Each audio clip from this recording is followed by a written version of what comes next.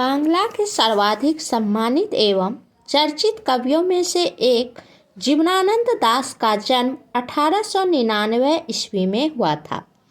रविंद्रनाथ के बाद बांग्ला साहित्य में आधुनिक काव्यांदोलन को जिन लोगों ने योग्य नेतृत्व प्रदान किया था, उनमें सबसे अधिक प्रभावशाली एवं मौलिक कवि जीवनानंद दास ही हैं। इन कवियों के सामने सबसे बड़ी चुनौती के रूप में था रविंद्रनाथ का स्वच्छंदतावादी काव्य।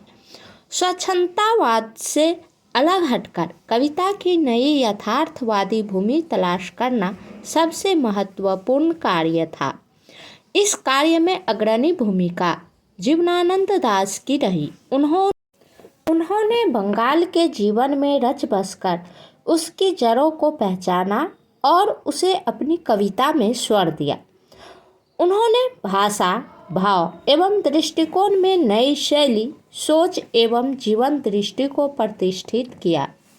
सिर्फ 55 साल की उम्र में जीवनानंद दास का निधन एक मर्मांतक दुर्घटना में हुआ, सन 1954 में।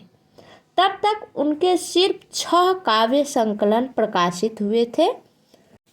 पहला झड़ा पालक, दूसरा धूसर पांडुलिपि, तीसरा वनलता सेन, चौथा महापृथ्वी, पांचवा सातटी तारार तिमिर और छठा जीवनानंद दासेर श्रेष्ठ कविता। तो ये छह काव्य कृति इनके निधन से पहले प्रकाशित हुई थी। उनके अन्य काव्य संकलन रूपसी बांग्ला, बेला अबेला काबेला, मन विहंगम और आलोक पृथ्वी निधन के बाद प्रकाशित हुए। तो निधन के बाद उसके 4 काव्य संग्रह प्रकाशित हुए।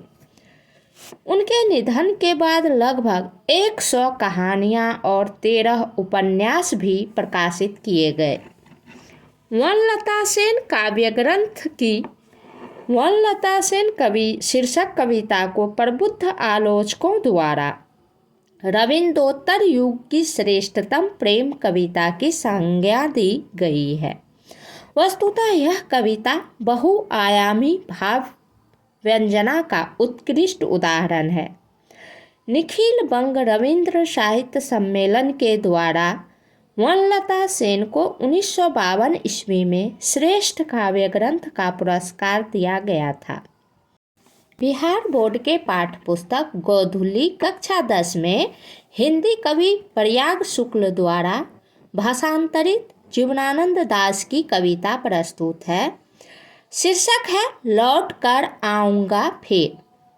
यह कवि की अत्यंत लोकप्रिय और बहुप्रचारित कविता है। कविता में कवि का अपनी मातृभूमि तथा परिवेश से उत्कट प्रेम अभिव्यक्त होता है।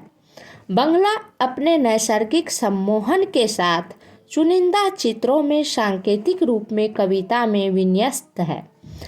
इस नश्वर जीवन के बाद भी इसी बंगाल में एक बार फिर आने की लालसा मातृभूमि के प्रति कवि के प्रेम की एक मोहक भंगिमा के रूप में सामने आती है। तो यह कविता देशभक्त से परिपूर्ण कविता है। मातृभूमि के लिए अपना सर्वस्व लुटाना इस कविता के मूल उद्देश्य में शामिल है। ये कवि चाहता है कि मृत्यु के बाद भी वह बंगाल की भूमि में ही जन्म ले और बंगाल के अन्य तरीके से अपनी मातृभूमि की कई तरीके से सेवा करे।